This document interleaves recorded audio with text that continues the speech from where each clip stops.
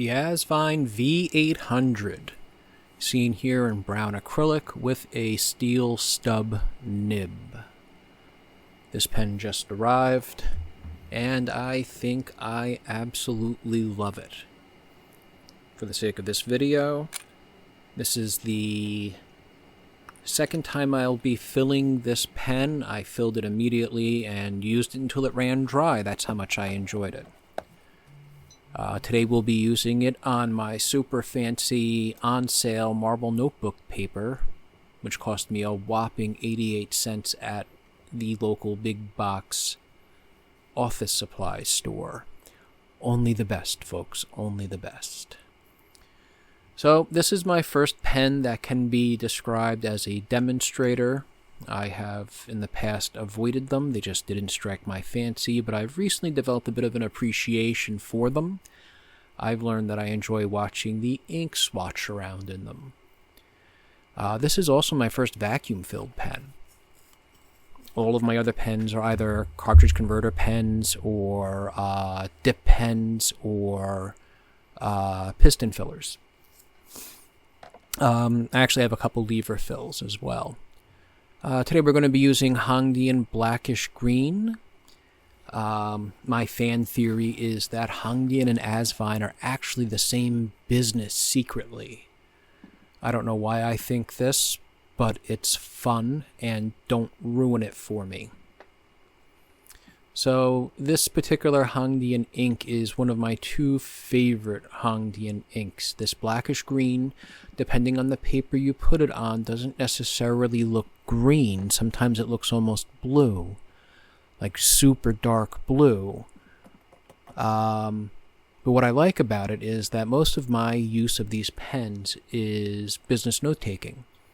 And having an ink that isn't quite black or blue, for some reason I find joy in that.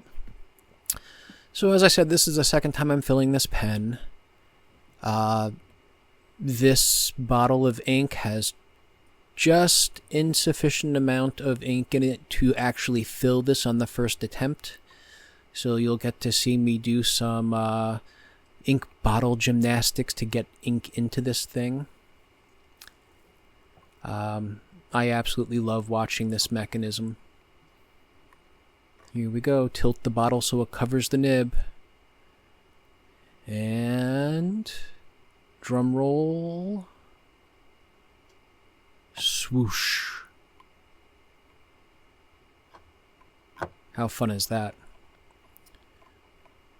So, vacuum filler, blah, blah. You all know what a vacuum filler is and how it works, and if you don't, well, I'm a stranger on the internet. Don't treat me as a subject matter expert. I'm just some normie who likes talking about inks and pens, even though I don't have an audience to talk to. The reality is I just like making videos, and this gives me something to use to make videos. I used to be a big Premiere nerd 15 years ago. But Premiere sucks now. Everything sucks now. The future is not what they promised us. And so I'm learning all new tools. But that's neither here nor there. Let's get going on a writing sample. The Asvine V800. In case you have a hard time reading my janky handwriting. I'm sure loads of you out there have wonderful penmanship skills. I am not one of you, as you can see. I have attempted to improve my handwriting with absolutely zero success. Maybe I'm too old. Maybe my hand is too arthritic.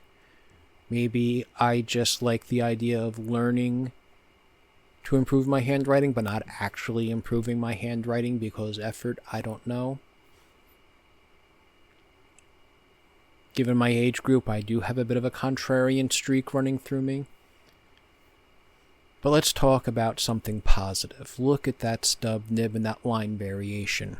So the line variation on that hash there is what you get just dragging the nib along the paper. If I were to allow my hand, the weight of my hand, to impact the pen at all, The line variation is even better. This stub nib is substantially better than the stub nib on my Asvine C80. It's better than the stub nibs that I have on some of my Hongdian pens. This pen is a surprising joy, and I have had a line of recent surprising, joyful pen experiences, some of which involve the Mahjong P140, the P136 as well, the Junlai, also known as Wing Sung 630, and the generic nibs that come with them, but also the custom Bobby nibs that I have previously, I think, done videos on. I have so much video content. I'm booked a year ahead of time. So I'm not sure if this is going to come out before or after that. But whatever. You know, I'm not some big content whatever. I am just some guy who likes to have ink on his hands. Look at that smudge. Don't you just love that ink? Well, maybe you don't, but I do. So I like this pen enough where if I were to document my zombie apocalypse survival story, this pen would be a contender in the pens that I would use. I would have to put some serious thought into it versus the Mahjong P140 or the Junlai 630. I'm not sure which I would choose. I might just rotate between the three of them. I think the bigger question is, what ink would you use to document your zombie apocalypse survival story? Would you pick something that's been super hyped, like the Diamine Writer's Blood? Ooh, thematically appropriate name on that one. I might choose the Diamine Ancient Copper, or that Call of Cthulhu ink. But I will say that whatever ink I would ultimately choose would be a water-soluble ink, so that people in the future, when they found my zombie apocalypse survival story, the ink would be water damaged and smeared and almost unlegible. I think that's appropriate. I don't know what I'm talking about in the background of this video. Just ignore that. That's part of the original recording as I was writing. I can't make it out myself, but mostly that's because I'm talking over myself. Pay no attention to that person behind the curtain. I would not use this pen as a weapon to survive in the zombie apocalypse. The acrylic body, I don't think that's appropriate for fending off zombies. If I had to choose a pen, I would probably pick maybe like a pen like the Junlai 159, not the X159, but the 159. The metal barrel, I think, would hold up a bit better. I don't know why you would use a pen for that, but, you know, we are talking about pens. Ooh, swirly things.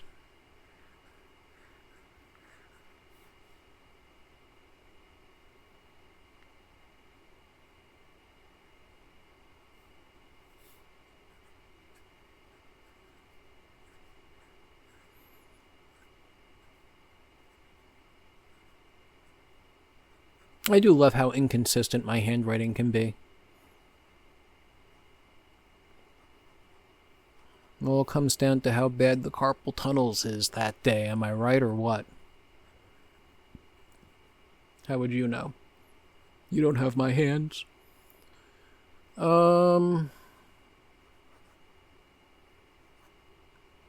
Yeah.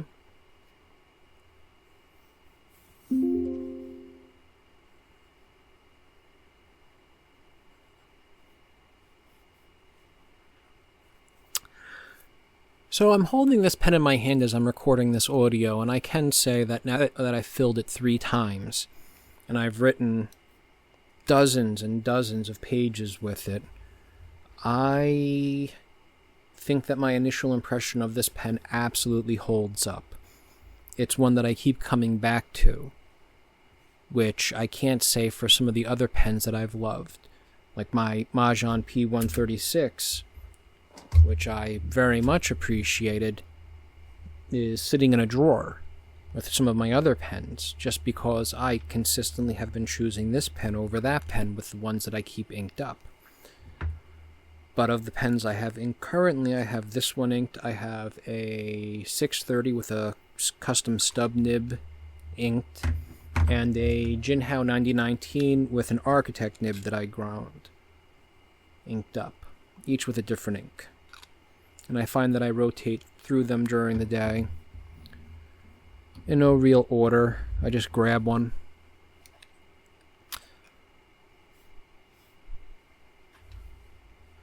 Is this the nicest pen that Asvine has put out? I don't know. That's not for me to say.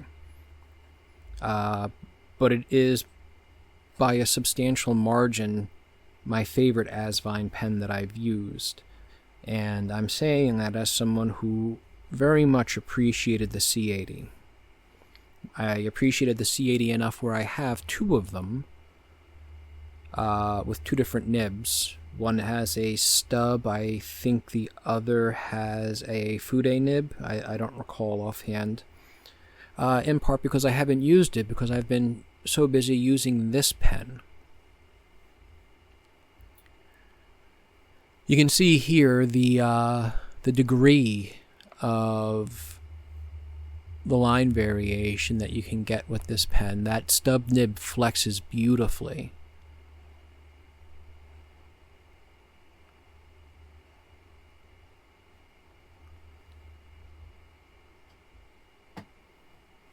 And that's pretty much it. That's my V800 with my Hongdian Blackish green ink. And, well, stay in school. Thanks for watching.